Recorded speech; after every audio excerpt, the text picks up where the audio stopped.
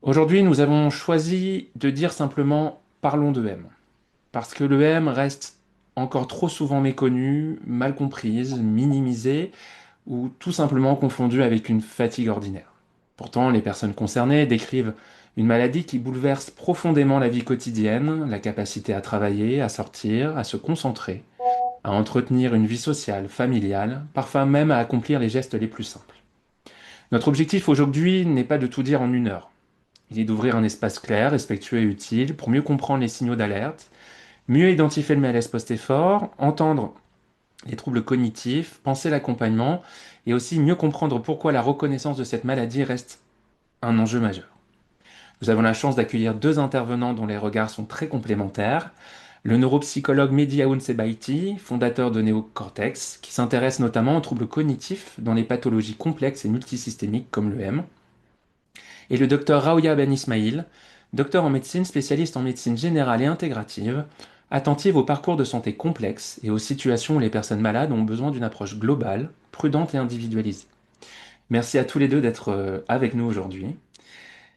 Nous allons avancer en plusieurs temps, puis nous garderons un moment à la fin pour les questions du chat. Donc n'hésitez pas à poser vos questions, elles seront recueillies et nous en poserons certaines à nos deux intervenants ici présents. Pour commencer, j'aimerais vous laisser vous présenter chacun brièvement. Pouvez-vous vous présenter et nous dire à quel moment dans votre parcours vous avez compris que l'EM était un véritable enjeu de santé? Et je vais demander à Raouya, si vous voulez bien, de commencer à vous présenter et à nous dire en quoi l'EM, voilà, à quel moment vous avez intégré l'EM. Bonjour, merci Pietro pour l'invitation. Alors moi je suis médecin généraliste comme tu m'as présenté.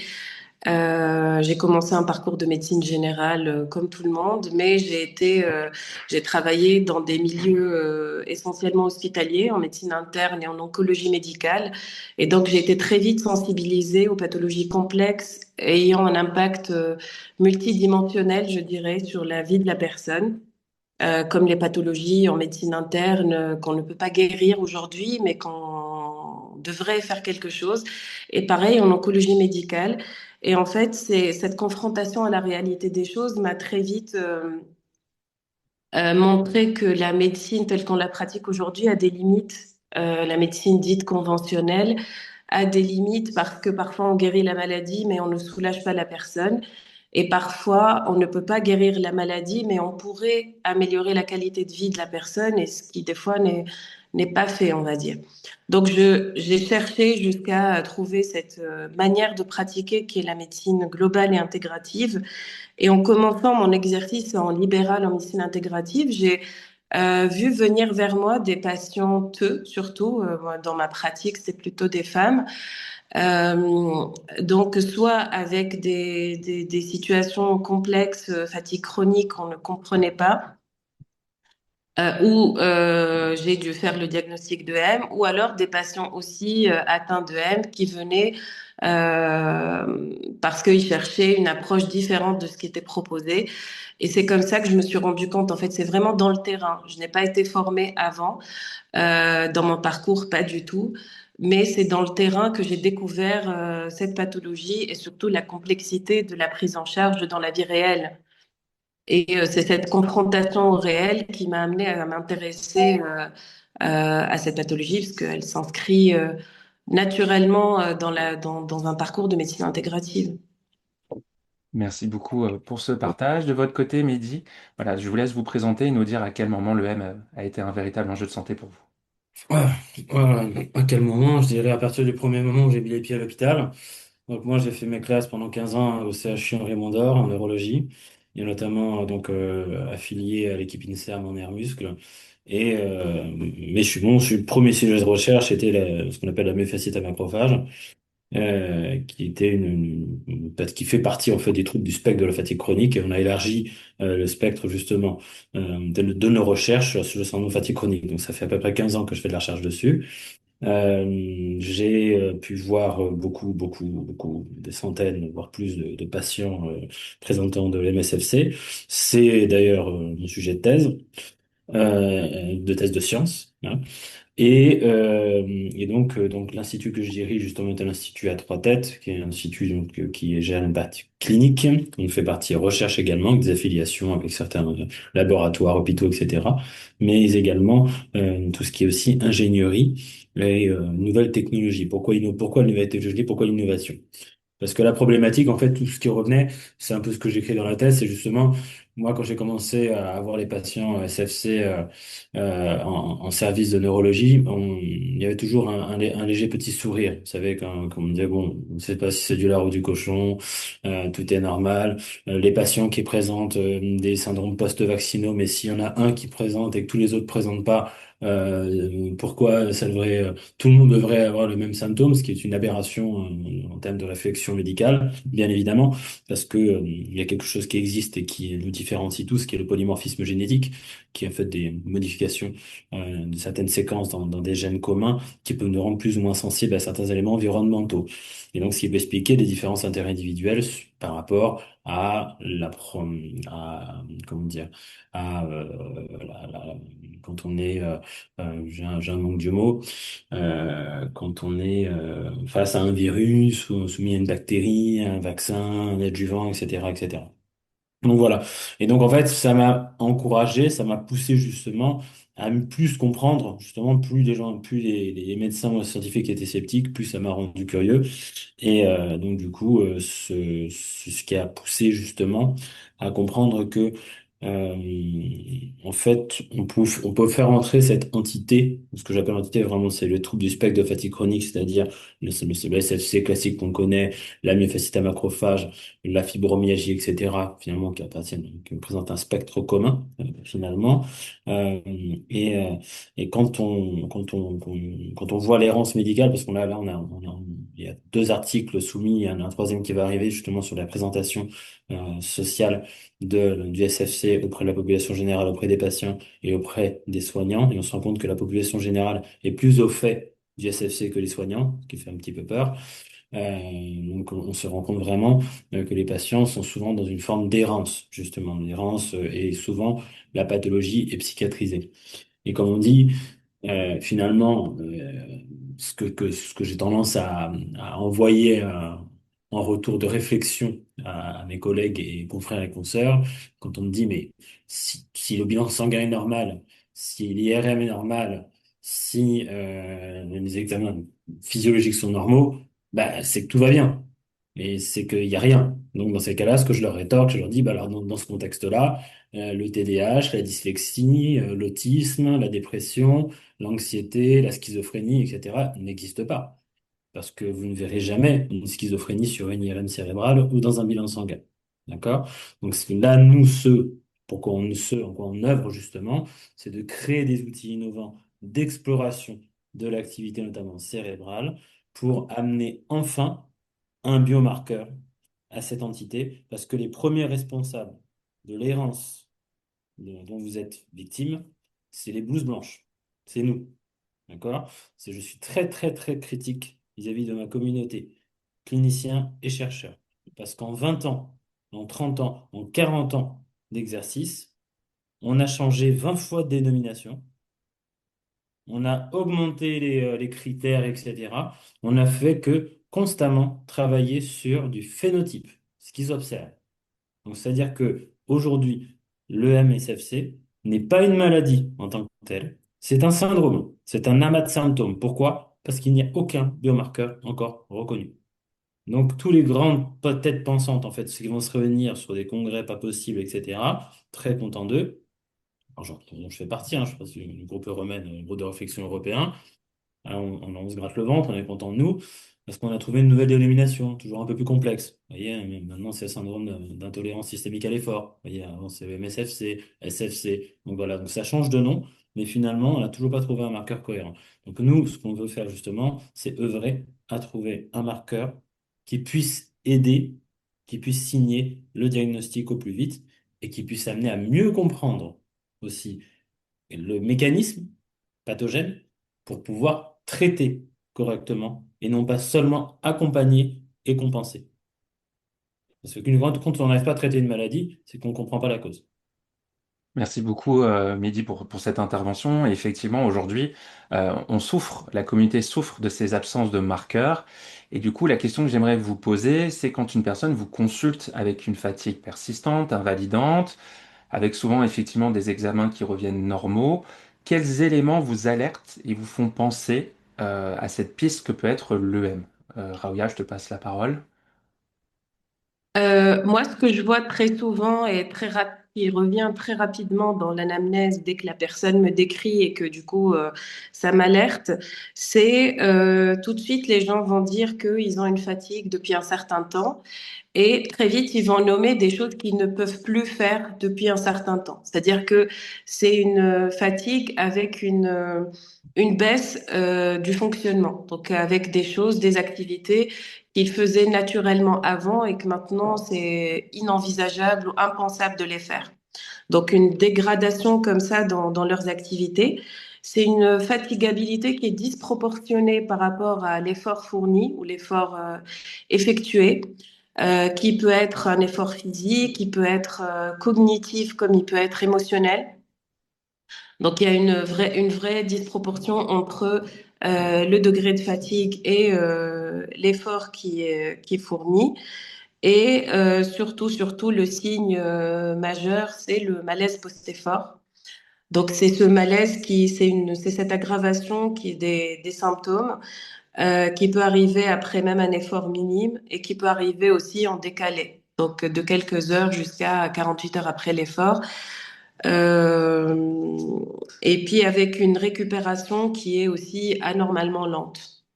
Donc, par rapport à une fatigue classique, c'est aussi les troubles cognitifs que les patients que je vais constater ou que les patients eux-mêmes ont constaté. Qu'est-ce qu'il y a d'autre? Une hypersensibilité sensorielle, donc les troubles cognitifs, le sommeil qui n'est pas du tout réparateur. Voilà, donc c'est ces symptômes-là qui vont alerter par rapport à l'EM. Merci beaucoup, Raouya. Mehdi, de votre côté, voilà, quels éléments vous alertent vous et vous font penser à la piste de l'EM? Ouais, bah, c'est les critères. En fait, les critères, vous en avez plusieurs, hein. Les critères de Fukuda, hein, qui sont les plus utilisés aujourd'hui, notamment dans la littérature scientifique et dans la pratique générale. Donc, c'est-à-dire une fatigue invalidante depuis plus de 6 mois, des troubles cognitifs, alors les malaises post-effort sont venus un petit peu plus tard avec les nouvelles recommandations, notamment le Nice. Mais c'est vrai qu'après, il y a aussi des céphalées, des ganglions axillaires douloureux. Vous avez aussi des arthromyalgies, hein, donc des douleurs articulaires et musculaires, hein, qui sont très souvent là. Et bien sûr, donc une fatigue persistante, invalidante. Euh, non, pas aussi horrible que ça, Fukuda, pas si horrible, pas si horrible. En fait, tous les critères, en quelque sorte, on a nourri de plus en plus de choses, et c'est vrai que le problème avec Fukuda, c'était d'attendre les 6 mois. Pas besoin d'attendre autant de temps que la fatigue soit invalidante. Maintenant, moi, il y a un élément avec lequel je suis absolument en désaccord, c'est d'incriminer le sommeil. C'est-à-dire un sommeil non réparateur. Non, je ne suis désolé. Si on avait un sommeil non réparateur, ça serait une pathologie du sommeil. Or, toutes les polysomnographies de nos patients sont normaux. Sont normales, excusez-moi, sont normales.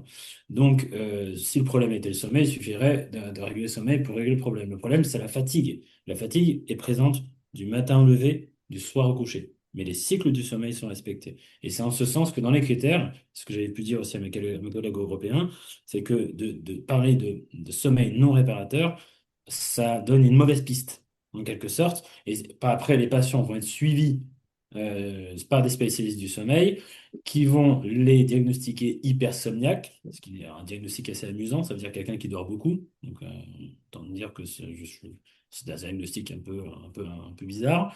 Et on va mettre ces patients sous psychostimulants. Donc, ça peut être du méthylphénidate, donc ça va être du Concerta, Ritaline, etc. Et alors là, vous avez des réactions qui sont absolument atroces pour les patients parce que, à mon sens, euh, l'encéphalomyélite myalgique, c'est une fatigue chronique, est une problématique qui est purement adaptative. C'est-à-dire que l'organisme s'adapte à une interprétation qu'il fait de l'environnement, à une agression environnementale, à une confrontation à un virus, une bactérie, etc. Et il va se mettre en mode d'économie de guerre. Pourquoi je dis ça? Parce qu'il y a quelques années, les collaborations qu'on avait eues avec l'équipe justement de l'école vétérinaire à Maison-Alfort avaient montré sur le modèle du rat et de la souris que les mitochondries, qui sont donc un peu les réserves et un peu les réserves d'énergie, en fait, c'est ceux qui apportent l'énergie à la cellule, en fait, ne diffusaient qu'à 40%. D'accord? Donc ça veut dire que on a quelque chose qui fait que dans l'organisme, en fait, on est limité. Notre organisme se limite à un certain niveau d'effort. Et si vous avez malheureusement l'outrecuidance de dépasser ce niveau d'effort, c'est là que vous allez faire votre malaise.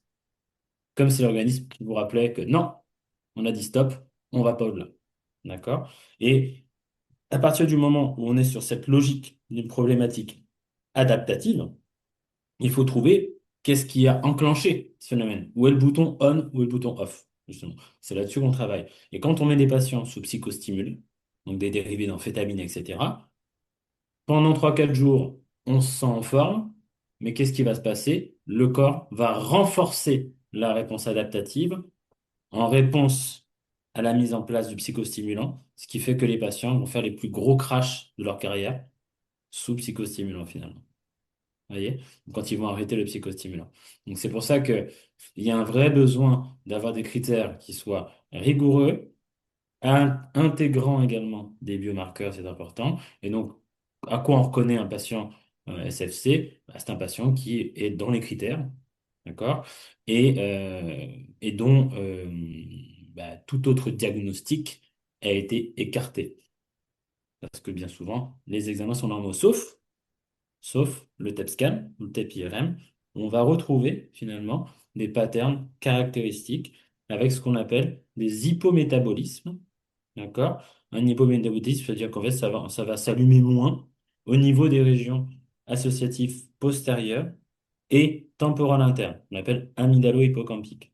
D'accord? Et ça, c'est un pattern en imagerie fonctionnelle qu'on va retrouver quasiment tout le temps, justement, dans la MSFC. Et comment différencier le MSFC des TNF? Justement, c'est ça qui est intéressant, c'est qu'elles souffrent du même problème. C'est que si je ne vois pas avec mes outils, c'est que ça n'existe pas. Moi, je dis toujours une phrase, c'est nul n'aurait pu envisager l'univers en regardant le ciel avec des jumelles. Donc, si on ne voit pas avec nos appareils, c'est pas que ça n'existe pas, c'est que potentiellement ce ne sont pas les bons appareils. Oui, Donc, et l'avenir, justement, du diagnostic et du traitement de SFC, c'est l'ingénierie, c'est l'innovation et justement de nouvelles formes de technologie qui permettraient de voir justement toutes ces entités, EMSFC, mais même les troubles du neurodéveloppement, les TDAH, la dyslexie, les pathologies psychiatriques, les soi-disant TNF, troubles neurofonctionnels, d'accord? Donc finalement, on va avoir une symptomatologie évidente avec des troubles de la marche, etc., des examens médicaux qui vont pas, enfin des examens cliniques qui vont être mauvais, mais par contre des explorations qui vont être normales. ouais, effectivement, même si je rebondis par rapport au tout départ, effectivement, il y a beaucoup, beaucoup de personnes qui revendiquent tout de même ce sommeil non réparateur. Ça ne veut pas dire qu'il ne l'est pas forcément ou qu'il y a des mécanismes similaires, mais c'est vrai que la communauté a tendance à verbaliser le fait qu'on se réveille parfois plus fatigué qu'avant de s'être couché, qui est un phénomène très étrange, qui n'est vécu a priori, voilà, qui n'a jamais été vécu par avant. Et effectivement, sur les critères, sur la recherche, euh, c'est vrai qu'il y a quand même un grand questionnement sur arriver à trouver, à mesurer quelque chose. Et si je reviens un petit peu sur ce que vivent les patients et les patientes, il y a cette idée, donc ce malaise post-effort, et donc qui est central aujourd'hui dans l'EM et dans son diagnostic, qui est souvent mal identifié, qui est complexe à identifier, notamment parce que parfois certains et certaines en font constamment, mais sont dans un état de sévérité ou de maladie où ils sont en plein dedans. Vous, dans vos pratiques respectives, comment vous arrivez à le repérer et en quoi ça change la compréhension de la situation? Pareil, Ravia, je vous donne la parole. Alors, comment on le repère? C'est les patients qui en parlent assez spontanément. C'est-à-dire qu'ils vont décrire après un effort, comme je disais tout à l'heure, soit un effort physique, qui peut être même minime, soit un effort intellectuel, cognitif ou un émotionnel. Ils vont décrire une aggravation de leurs symptômes qui peuvent arriver très vite après l'effort, quelques heures après l'effort jusqu'à 24-48 heures après en décalé. Donc une aggravation très importante de leurs symptômes, de leur fatigue, parfois une incapacité de bouger, des gens qui se retrouvent au lit après avoir moi, au tout début, quand je voyais des personnes avec une consultation qui pouvait durer une demi-heure ou trois quarts d'heure, la fois d'après, la personne me disait, bah, j'ai fait que dormir toute l'après-midi, la nuit, tout ça après la consultation. Donc, un effort de concentration ou un effort minime peut générer une fatigue très importante avec une durée de récupération qui est lente et qui est de plus en plus lente et sur des efforts de plus en plus courts ou de plus en plus banals, on va dire. Euh, donc ça, c'est ce qu'on voit. Et puis, oui, un seuil de tolérance qui est réduit de plus en plus. Voilà, c'est moi, c'est comme ça que je le repère et c'est comme ça que les gens spontanément vont m'en parler. Et puis quand je questionne, je retrouve souvent ça en pratique clinique. Merci beaucoup pour ce retour, Raouya. Midi, de votre côté, voilà, comment vous arrivez, vous, à repérer ce malaise post-effort parmi les personnes qui se présentent à vous? Aujourd'hui, nous avons choisi de dire simplement parlons de M, parce que le M reste. Oui, oui, voilà, c'est dans l'anamnèse, au final, hein. C'est dans ce qu'ils vont nous Mhm. décrire dans leur quotidien. On va aller chercher un petit peu l'information, à savoir, voilà, quand vous faites un peu plus d'effort que d'habitude, un effort qui peut être cognitif, un effort qui peut être physique, justement, est-ce que vous avez cette tendance à vous sentir un peu vaseux, un peu mal? Voilà, parce qu'on parle de malaise, c'est pas toujours une syncope, hein, d'accord? Hein, ça peut être juste avoir la tête qui tourne, devoir s'asseoir un petit peu. On n'a pas forcément connaissance, hein, on n'est pas sur malaise vagal non plus. Donc, on va aller chercher justement ces informations-là et bon, ça revient, on obtient l'information quand même assez facilement au final. Ouais. Et ce qu'on remarque aussi, pourquoi le malaise post-effort est aussi important? Parce que l'identifier, ou en tout cas le faire identifier, c'est éviter aussi les remarques du type faites un effort, mettez-vous en mouvement, allez, bougez-vous. Pourquoi? Parce qu'en fait, si c'était aussi simple, ça se serait. Et en fait, c'est même dangereux, puisqu'on retrouve parfois, malheureusement, dans certaines pratiques, des recommandations de ce type-là, des thérapies d'effort graduées, qui en fait poussent les personnes dans leurs limites et provoquent crash sur crash, les mettent dans des cycles type push and crash et amène à un certain moment à une dégradation de l'état et de la maladie. Et donc pour poursuivre, la question que j'aimerais vous poser, donc c'est à partir du moment où ça y est, vous suspectez, vous reconnaissez une EM, un EM, quels sont voilà, les repères les plus importants pour éviter l'aggravation et pour mieux accompagner ces personnes? Vous, voilà, en tant que praticien, qu'est-ce que vous mettez en place? Raouya? Alors moi, ce que je mets en place très vite, c'est que j'adapte mes consultations. J'adapte mon temps de consultation et l'effort de concentration que demande ma consultation au patient. Ça, je l'adapte parce que tu sais que j'ai tendance à avoir des consultations assez longues et Mhm. qui demandent beaucoup d'énergie à moi et aux personnes. Donc ça, je divise par deux souvent, voire plus. Donc on conseille justement euh, le travail sur l'enveloppe énergétique. Comment apprendre à repérer les signes, ça, le pacing, bien sûr, il a toute sa place dans cette prise en charge, c'est-à-dire apprendre aux patients à reconnaître les premiers signes de fatigue avant d'arriver à l'épuisement ou avant d'arriver à dépasser leur capacité ou d'arriver à la limite de leur capacité, repérer les premiers signes, apprendre à se préserver, à faire des petits efforts adaptés et de se reposer. Donc pas justement ce que tu disais tout à l'heure, pas les pousser du tout à faire des efforts ou à reprendre l'activité physique ou des choses qui se faisaient avant qui étaient très délétères. Donc voilà, ce travail sur l'énergie, sur se reconnecter à leur corps pour arriver à repérer ces signes euh, et puis adapter leur vie quotidienne. Ça, c'est les premières choses. Après, il y a beaucoup d'autres choses qu'on met en place, mais la première pour moi, c'est ça. Ouais. Une stratégie. Merci beaucoup, Raouya. Et Mehdi, de puis, votre côté? le Oui, pacing. le pacing. Oui, bah, on a exactement la même approche, hein. Je vais pas répéter tout ce qui a dit. Mhm. C'est vraiment un accompagnement qui est absolument parfait, parfaitement adapté. Malheureusement, je suis toujours très critique, moi, parfaitement satisfaisant parce qu'on ne fait que accompagner le patient et adapter sa vie par rapport à son symptôme sans pouvoir agir dessus directement. Donc nous, bon, on travaille dessus parce qu'on fait de la recherche.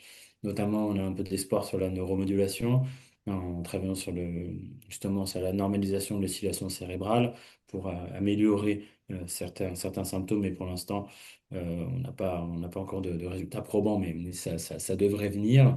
Et c'est vrai que là, on a des projets notamment de collaboration sur l'axe Aix-Marseille, justement sur les travaux d'imagerie, justement, comparaison imagerie EEG quantitatif, TEP, IRM et bilan neuropsychologique, avec Tratimone notamment, et l'hôpital européen. Donc voilà, on espère quand même pouvoir, in fine, comprendre le mécanisme et ne plus être dans l'accompagnement, justement. Et sur ce qui est de l'accompagnement, alors, il y a le pacing, bon, bien sûr. Moi, j'avais eu un petit débat à distance avec un collègue interniste avec qui j'adresse pas mal de patients, justement. Euh, c'est par rapport à comment organiser la vie, donc, de la vie de tous les jours. Donc, certains praticiens ont tendance à demander aux patients de limiter au maximum l'effort. Donc, le maximum l'effort, c'est-à-dire de limiter au maximum les sorties, les interactions, etc. Donc effectivement le pacing dans la prise en charge, mais je vais vous relancer aussi sur est-ce qu'il y a des traitements? On entend aussi souvent parler de comorbidité, on entend parler de SAMA, de POTS, etc. On entend aussi le soulagement. Voilà, comment on peut prendre en charge autrement par le pacing ces patients-là. Et je relance voilà Raouya et puis après Mehdi. Donc sur tout ce qui est traitement, prise en charge des comorbidités, etc. Est-ce qu'on peut chercher, prendre en charge? Oui, oui, il y a d'autres, bien sûr, on va prendre en charge euh, de manière avec on va faire une prise de sang pour voir un peu au niveau où en est la personne, mais comme en médecine intégrative, où en est la personne au niveau des carences, s'il y a des carences vitaminiques, s'il y a des comorbidités, comme tu dis, on les prend en charge, on prend en charge les symptômes. On essaye d'améliorer la qualité du sommeil, comme on a dit tout à l'heure, parce qu'il peut y avoir des problématiques à ce niveau-là, avec on va voir aussi s'il y a un terrain allergique, s'il y a un terrain, s'il y a d'autres comorbidités reliées à l'EM, pareil, on va les prendre en charge de manière médicamenteuse ou des compléments alimentaires. Euh, les techniques psychocorporelles, voilà, ça peut être la sophrologie, la méditation, voilà. On met en place un parcours qui est individuel selon chaque personne, selon les besoins, selon ce qu'on trouve au niveau de la prise de sang, selon les symptômes, et puis qui peut être évolutif aussi en fonction du temps, en respectant aussi le degré de sévérité de l'EM, parce que moi, je me suis retrouvée aussi des fois dans des situations où je ne pouvais même pas voir la personne parce qu'elle ne pouvait même pas se mettre la position assise était impossible et donc la consultation impossible. Des fois, on se retrouve aussi devant des situations où on est limité et donc on fait avec ce qu'on peut, on accompagne comme on peut et on s'adapte à la personne là où elle en est. Et puis c'est évolutif. Au fil du temps, on peut introduire petit à petit euh, comment dire, d'autres prises en charge si la personne peut. Il y a aussi le coût financier qu'il faut pas oublier. Donc c'est dans les freins aussi aujourd'hui par rapport à cette maladie, c'est que il n'y a pas de reconnaissance et donc il y a des freins qui peuvent être financiers, qui peuvent être au niveau social, au niveau familial. Donc c'est très complexe. Donc on fait comme on peut et on accompagne la personne là où elle en est au moment où on la voit et puis on évolue aussi avec. Merci beaucoup, Raoula. Et de votre côté, Mehdi, comment, voilà, au-delà du pacing, vous pouvez prendre en charge le Voilà, public? donc j'ai plusieurs points donc, ici que je vais répondre à la question, je vais répondre aussi à certains points du chat, notamment sur ce que j'ai pu évoquer tout à l'heure et qui apparemment a été mal interprété. Donc, oui, non, par rapport à la prise en charge, bon. Tout dépend du degré de sévérité. D'accord? Donc, nous, on va aussi axer aussi sur la cognition. Donc, on travaille sur la neuromodulation par neurofeedback pour améliorer les capacités attentionnelles, la vitesse de lecture, la mémoire, etc. Donc, ça, on le fait. On peut faire des accompagnements aussi. On oriente aussi vers les associations pour le pacing, etc. Après, je peux orienter justement vers la médecine interne avec des traitements alors, qui sont très coûteux, des compléments alimentaires, etc., donc plusieurs de centaines d'euros par mois de dépenses. Après, il y a certains collègues justement qui vont en prescrire certains traitements. Donc là, en tête, j'ai la Roxy, et d'autres encore qui vont me revenir, etc. Bon, avec des effets qui sont assez relatifs malheureusement. D'accord? On va toujours être malgré tout dans la compensation. Par rapport à l'européen, l'hôpital européen, vous n'avez pas entendu parler, c'est normal parce que c'est un projet que je suis en train de monter. Donc là, je suis en train de préparer tout le dossier pour justement faire les collaborations avec la Timone et l'hôpital européen, mais ça va venir. Et l'idée, c'est qu'on puisse monter une étude vraiment pour trouver des biomarqueurs valides sur le plan de l'imagerie. Là, ce que j'ai eu tout à l'heure qui était intéressant, c'est, je veux dire, il y a plusieurs spécialistes. Il y en a qui font du SAMA, il y en a qui font de la fibromyalgie, il y en a qui font de la myofasciite, il y en a qui font du SFC, etc. Une fois, en réunion, c'était Henri Mondor justement, on avait réuni justement les présidents de toutes ces associations. Et ce que j'avais supposé, ce que j'avais proposé, c'est de dire, mais pourquoi ne pas se mettre tous dans la même entité, syndrome fatigue chronique? Et est apparu, notamment grâce au professeur de Corvin, qui est un personnage assez extra, avec Robin, en fait, d'avoir créé cette entité qu'on appelle le trouble du spectre de la fatigue chronique. Voilà. On a une entité, voilà, avec des sous-entités qui vont présenter certaines particularités sur le plan de la symptomatologie, qui sont peut-être liées à l'agent infectieux, mais c'est vrai qu'il y a un besoin de centraliser, c'est important. Et il y a surtout un besoin d'avoir des critères diagnostiques qui soient plus profonds que essentiellement de la phénotypie, c'est-à-dire ce qui se voit. Parce que sinon, on va vous dire, mais ça, c'est inventé. Le Covid, non, c'est inventé. On a inventé des choses. Parce que voilà, on invente des maladies tout le temps, etc., etc. Et l'importance aussi des projets qu'on a euh, là, qu'on a dans notre chapeau, c'est de créer des centres régionaux justement, donc dans tous les centres déjà qu'on a chez Neocortex, de pouvoir justement faire des points de rencontres cliniques, d'accord, de prise de diagnostic et de prise en charge pour les patients EMSFC pour justement limiter l'errance et limiter les déplacements pour les patients qui sont en grande difficulté dans les déplacements, que ce soit en voiture, même en VSL, qui vont extrêmement les fatiguer. Donc ça, c'est un projet justement de déploiement national et d'avoir des centres de proximité pour ce qui ne soit pas forcément des CHU, etc., où les délais d'attente, j'ai vu là, les délais d'attente peuvent être très longs, je les connais, entre 6 mois et 2 ans, voilà, pour désengorger un petit peu les CHU et travailler malgré tout avec des médecins et des non-médecins experts. Oui, parce qu'effectivement, la question de la prise en charge, de la reconnaissance de l'EM, elle n'est pas nouvelle. Ça fait des dizaines d'années que c'est une problématique centrale. Et d'ailleurs, on remarque particulièrement un fossé entre le monde de la recherche. On l'a vu là récemment, il y a eu les 2 journées de conférences internationales autour de l'EM. Donc, quand on regarde le milieu de la recherche, il n'y a aucun doute sur la question. Les chercheurs reconnaissent, trouvent des pistes, des phénomènes parfois marquant, et ce fossé qu'on peut avoir dans le milieu clinique.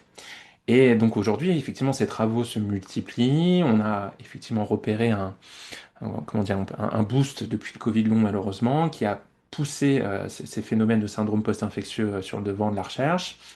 Et on commence à avancer aussi à comprendre un petit peu plus finement les mécanismes, les symptômes, certains marqueurs notamment euh, euh, autour ça m'échappe, de l'ADN, etc., qui commence à sortir. Voilà. La question que je vais vous poser, c'est quel regard vous portez-vous sur l'évolution de cette reconnaissance et sur ce passé quant à la reconnaissance de la maladie? Aouya, de ton côté? Moi, encore une fois, je parle de ce que je constate dans le terrain, en médecine de ville.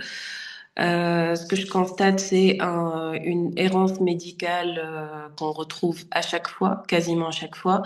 Il y a très très peu de patients qui tombent exactement sur la personne ou le centre qui va faire le diagnostic au bon moment et puis avoir la prise en charge adéquate ou adaptée. Donc il y a toujours une errance médicale, une non-reconnaissance des fois des symptômes, comme ce que disait tout à l'heure Mehdi, c'est-à-dire que comme, euh, comme les examens sont normaux, la biologie est normale, l'imagerie, on va explorer, on va rien trouver. Donc, on finit quelque part par faire comprendre aux personnes que c'est un petit peu dans leur tête. C'est une phrase qui est insupportable, qu'on continue d'entendre malheureusement. Donc, il y a une non-reconnaissance des symptômes et de la souffrance et du degré du handicap des personnes. C'est une maladie qui est très complexe parce que euh, extérieurement, la personne peut paraître normale ou fonctionnelle, sauf qu'on la voit au moment où elle est fonctionnelle, mais quelques heures après, peut-être, elle ne l'est pas du tout. Donc, il y a quelque chose qui est très frustrant euh, pour les patients surtout, c'est que les symptômes peuvent ne pas être entendus, pas reconnus, donc pas pris en compte. Il y a aussi ce décalage entre l'apparence et la réalité de leur vie de tous les jours qui rend les choses plus difficiles. C'est-à-dire que quand on les voit en général, c'est que ils ont pu aller assez bien pour venir à la consultation, pour tenir une consultation, pour discuter, mais c'est pas le cas tout le temps. Donc, il y a tout ça qui fait que, plus l'absence de biomarqueurs ou d'éléments, et malheureusement en médecine aujourd'hui, on se base beaucoup sur ça. On a du mal à écouter le patient, on se base plutôt sur des éléments factuels pour prendre en charge les gens, alors que c'est l'inverse qui devrait être. C'est plutôt, la maladie se passe dans le corps de la personne. Donc, c'est en écoutant la personne qu'on peut avoir une idée sur la souffrance et pas en regardant la biologie ou les imageries. Effectivement, il y a des maladies invisibles parce qu'on n'a pas encore les éléments, on n'a pas encore les bons moyens diagnostiques. Donc, il y a tout ça qui fait la complexité de la chose.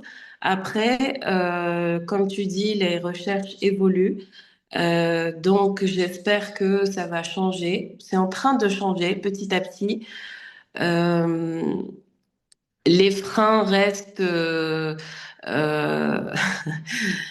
les freins restent la reconnaissance de la maladie au niveau de la sécurité sociale, c'est-à-dire la prise en charge à 100%, qui devrait être plus que 100% pour cette pathologie dont les soins sont très coûteux. Sur le plan financier, qui entraîne un handicap et donc un impact sur le travail, sur les ressources financières qui est majeur, un impact social majeur, un impact sur le couple, sur la famille, sur la psychologie de la personne, enfin, sur tous les plans. Et donc, tout ça précarise aussi les gens. Et donc, la non-reconnaissance entraîne une précarité encore plus importante que ce que la maladie entraîne déjà de base.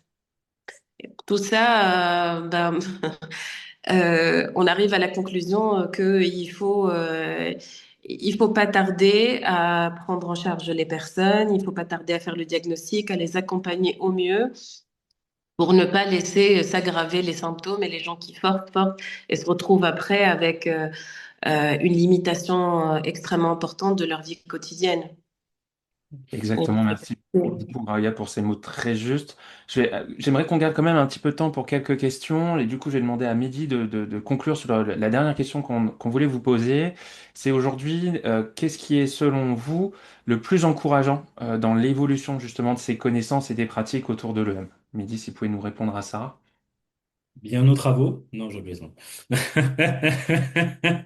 Non. Euh, Si, j'ai envie de dire, la passion que je vois autour de moi, de mes collaborateurs et des gens avec qui on peut travailler sur différents hôpitaux français, européens, qui nous anime et qui nous pousse à trouver, à mieux comprendre. En fait, chaque année, on fait une conférence à la Pitié-Salpêtrière et on voit à quel point les choses avancent et ça reste encourageant. Sur la reconnaissance, très rapidement, la question de la reconnaissance justement de l'entourage du corps médical est une question très importante parce qu'on sait qu'en absence de reconnaissance, on a une majoration des symptômes et c'est ce qu'on a prouvé statistiquement sur l'étude justement sur la présentation chez les patients. J'avais une idée aussi dans le forum justement chez les enfants. Oui, nous avons en effet, nous, eu des enfants et des adolescents qui présentaient justement un MSFC. D'accord? Donc, c'est pas du tout impossible. Et tout ce qu'on est en train de décrire là, moi, à mon sens, c'est un constat d'échec. Un constat d'échec jusqu'ici. Parce que nous sommes en train de décrire une situation, en train d'essayer d'apaiser les choses, de compenser, on accueille des témoignages, etc. Et on est toujours en train d'être dans la compensation. Donc, le constat d'échec, c'est pas en soi on va pas sortir les mouchoirs, on va se dire que on est en train de se retrousser les manches et de trouver justement des solutions. Et sur les centres régionaux, bah, bien sûr, l'idée, c'est d'avoir voilà, des collaborations de différents professionnels et de pouvoir aller vers le patient et éviter de faire en sorte que le patient ait toujours à se déplacer et de limiter un maximum la durée de l'errance diagnostique et la psychiatrisation surtout. Parce que même aujourd'hui, chez certains, dans les couvertures sociales, etc., dans les entreprises, j'ai eu le cas récemment, le syndrome de fatigue chronique fait partie des maladies psychiatriques, vous voyez, ce qui n'est pas du tout l'avis de l'OMS. Donc on a même des incohérences absolues sur les couvertures sociales. Merci beaucoup pour ce retour midi. Donc déjà, merci encore une fois à tous les deux. Ce que je propose maintenant, c'est de vous poser quelques questions qui ont été posées dans le chat. Je vais laisser Frédéric nous en faire part et vous les poser. Comme ça permet aussi ouais, de voir un petit peu ce que ressort de notre auditoire. Frédéric, si c'est bon pour toi. Oui, merci beaucoup, Raoya et Mehdi. C'est absolument intéressant. Ça réagit beaucoup dans le chat, évidemment, à vos propos. Alors, je ne peux pas ne pas remonter tout de suite des questions qui ont été posées. Est-ce que le centre Vitruve fait des consultations à distance? Est-ce que il est possible d'être intégré dans les projets d'études, Mehdi, d'avoir des rendez-vous diagnostiques suivis? On voit bien qu'il y a une question forte autour de l'accompagnement. Donc je vous remonte, hein, bien évidemment. Et puis ça m'amène à la première question parce qu'il y a eu beaucoup d'échanges autour de ça sur la formation des personnels soignants et leur information parce que il y a beaucoup de réactions d'incompréhension, soit des médecins, soit Sylviane vient de dire exactement ce que Mehdi vous venez de dire. Hein. On lui a répondu, attention, ne vous mettez pas une maladie psy en tête. Là, vous me parlez de M, mais attention à ça.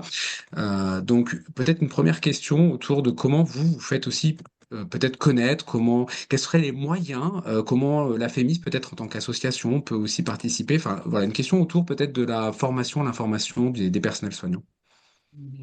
Si je peux répondre là, ben, c'est de nous aider à lever des fonds pour nos recherches, parce que ou véhiculer, en tout cas communiquer autour des projets de recherche aux patients de venir participer à des protocoles, parce qu'il n'y a que par ce biais qu'on arrivera à faire prendre connaissance de la pathologie aux praticiens. C'est pas en leur donnant des cours sur des phénotypes qu'on va les convaincre. C'est pas possible.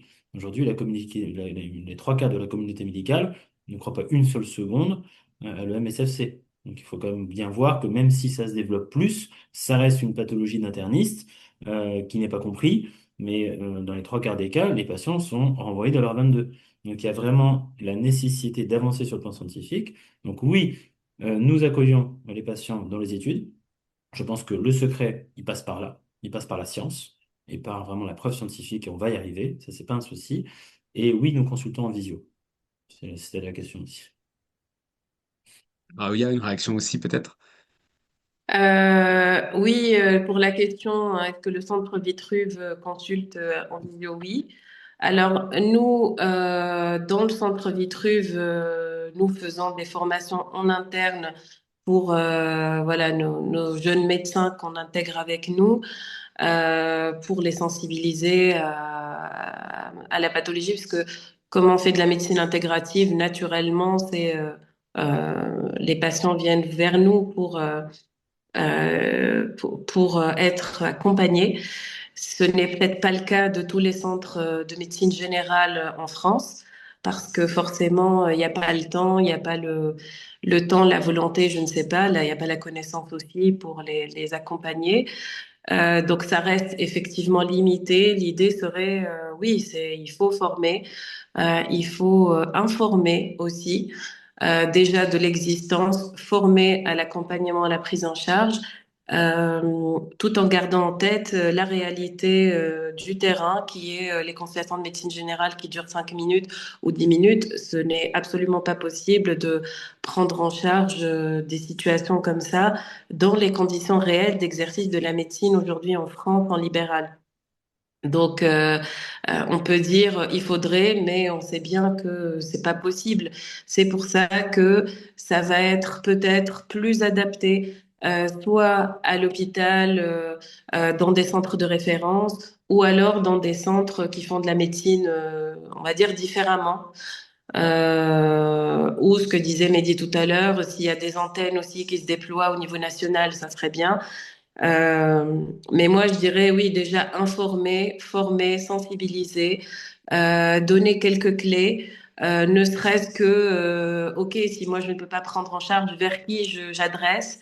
Déjà, tout ça, je pense, peut éviter des dégâts majeurs. Peut éviter des phrases du genre c'est dans vos têtes ou de faire entrer les pathologies dans un cadre psychiatrique qui n'est pas pour moi péjoratif. Il y a pas de problème d'avoir des pathologies psychiatriques, mais nier la réalité aussi physique que vivent les gens, c'est pas possible aujourd'hui. Donc informer, former, savoir vers qui adresser si on ne peut pas prendre en charge. Et puis si on peut faire quelque chose, ne serait-ce que limiter les dégâts, bah, ça serait bien. Mm. Merci beaucoup. On voit bien toute la complexité que c'est aujourd'hui, hein, lorsqu'on est concerné, pour soi ou pour des proches évidemment. Il y a eu un certain nombre de questions aussi, évidemment, hein, sur comment diagnostiquer, comment faire. Alors, il y a des personnes qui posent des questions autour de est-ce que ça vaut le coup de consulter certains spécialistes, par exemple un endocrinologue, parce qu'il pourrait y avoir des dysfonctionnements hormonaux, aller vers de l'hypnothérapie, des questions aussi autour de la migraine. Elle est diagnostiquée, enfin c'est une maladie qui n'a pas de biomarqueur. L'EM est une maladie, alors c'est un ensemble en tout cas de syndromes en France. Il n'y a pas de biomarqueur non plus. Pourquoi il y a une différence? Donc il y a beaucoup de questions autour de comment finalement on peut être sûr qu'on est face à une maladie. Vous avez répondu, vous avez présenté hein, au tout début hein, comment vous y preniez. Mais du coup peut-être une question et peut-être un espoir aussi. Euh, Est-ce qu'il y a à quel point on est proche aujourd'hui dans vos connaissances d'avoir des biomarqueurs qui soient cohérents et qui permettraient d'objectiver vraiment la maladie d'après vos connaissances, vos recherches actuelles est-ce que voilà. Si je peux prendre le relais, parce que bon, le côté recherche, ça a fait une quinzaine d'années, et ça fait 15 ans que je voyais les choses évoluer. Au final, non. Au début, en fait, il y avait une piste qui était intéressante, c'était la piste justement de ce qu'on appelle le polymorphisme génétique, hein. On a tous des gènes en commun avec des séquences à l'intérieur qui sont différentes, qui nous rendent plus ou moins sensibles à certaines choses.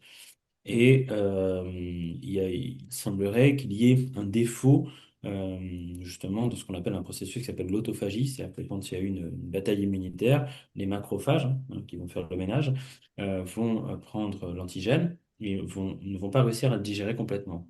Et il y a un passage ensuite dans tout ce système lymphatique, sanguin, artériel, etc., qui fait que ça mettrait justement l'organisme dans un état pseudo-inflammatoire.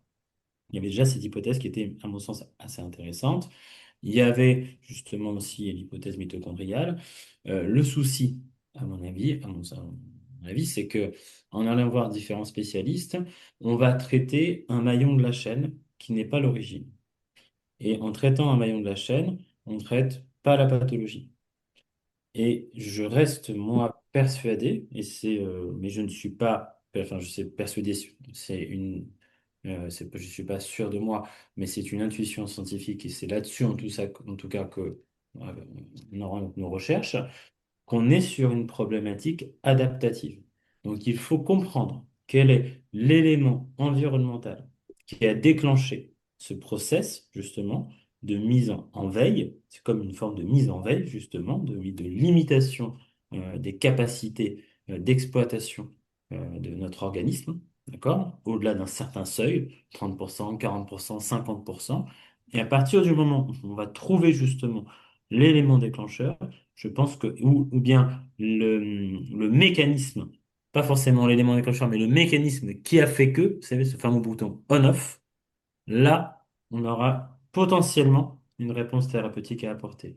Mais en tout cas, nous, c'est sur cet axe-là qu'on va travailler. C'est pour ça qu'on travaille vraiment sur un nouveau type d'imagerie, hein, notamment l'EEG quantitatif, voire même la magnétoencéphalographie quantitative, l'IRM fonctionnel éventuellement, ou le TEP-IRM, et vraiment pour essayer de trouver, de voir si, au moins dans le cerveau, quelque chose en fait met l'organisme dans cette configuration. Donc on a de l'espoir et je pense qu'on n'est pas loin de comprendre.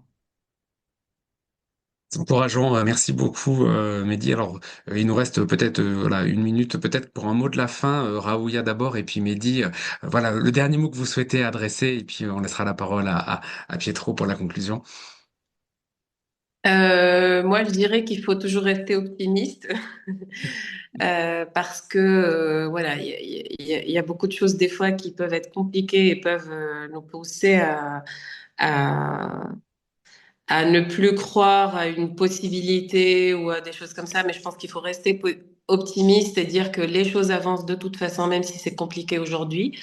Que on peut, même si on a des limites, tout ça, on peut avoir une prise en charge qui améliore quelque part la qualité de vie en attendant d'avoir un traitement plus ciblé ou une prise en charge qui est plus, qui touche plus à l'origine ou quelque chose qui n'est pas que symptomatique, mais en attendant, on peut quand même améliorer, stabiliser, respecter l'énergie des gens, améliorer leur qualité de vie, faire en sorte qu'ils ne s'isolent pas, qu'ils ne soient pas exclus de la société, qu'ils puissent être reconnus quand même, qu'ils puissent avoir accès aux soins, parce que c'est quand même c'est pas possible en France qu'aujourd'hui on puisse pas avoir accès aux soins de manière euh, adaptée et qualitative. Donc voilà, je dirais qu'il faut rester optimiste et qu'il y a des choses qui avancent lentement mais sûrement. Un joli mot de fin, ça. Merci beaucoup, Raouya. Mehdi, un dernier mot. Je suis je suis pas optimiste, je suis pas négatif, non plus négatif, je suis réaliste, mais je suis surtout scientifique. Et je sais que nous sommes à un point de bascule, que nous sommes sur le point de comprendre un maximum de choses et que dans un futur proche, nous serons dignes de nos patients et dans la mesure, et on sera en mesure en tout cas de leur apporter des solutions diagnostiques plus rapides et des solutions thérapeutiques encourageantes. C'est pour ça qu'on travaille d'arrache-pied tous les jours. Et voilà, qu'ils comprennent vraiment que il n'y a pas dans la communauté médicale et scientifique que des sceptiques. Il y a des gens comme nous, hein, n'est-ce pas? Voilà, on est là, et on vous soutient et on travaille chaque jour pour faire en sorte que les choses avancent. Mais voilà. Mais ça avance. Merci beaucoup à tous les deux. Pietro, voilà pour la conclusion à toi. Le micro, le micro, le micro. Je disais donc merci beaucoup à toutes et à tous pour votre présence aujourd'hui. Merci à nos deux intervenants pour leur disponibilité, la qualité de leurs propos, pour vos disponibilités aussi auprès des malades et je l'espère pour ces futures collaborations à venir. Ce 12 mai est une journée importante, mais notre objectif ne s'arrête évidemment pas aujourd'hui. Avec la FEMIS, nous voulons continuer à faire connaître l'EM, à soutenir les personnes concernées, créer des espaces d'échange, construire des ressources fiables et contribuer à notre place à une meilleure reconnaissance de la maladie. D'ailleurs, en ce jour et pendant 48 heures, vous avez un kit de communication pour parler de l'EM aux proches, dans ce cadre de notre campagne Parlons d'EM. Vous pouvez les inviter aussi à adhérer. Nous avons rendu l'adhésion gratuite pendant 48 heures, ce qui permet aussi, voilà, après de mieux faire connaître la maladie auprès de ce public. Le message que j'aimerais garder pour terminer est simple. Les personnes malades ne demandent pas qu'on croie à une opinion. Elles demandent qu'on entende une réalité clinique, une réalité humaine et sociale. Et cette réalité mérite d'être reconnue, comprise, accompagnée et respectée. Merci encore une fois à toutes et à tous, prenez soin de vous et à très bientôt avec la Fémise.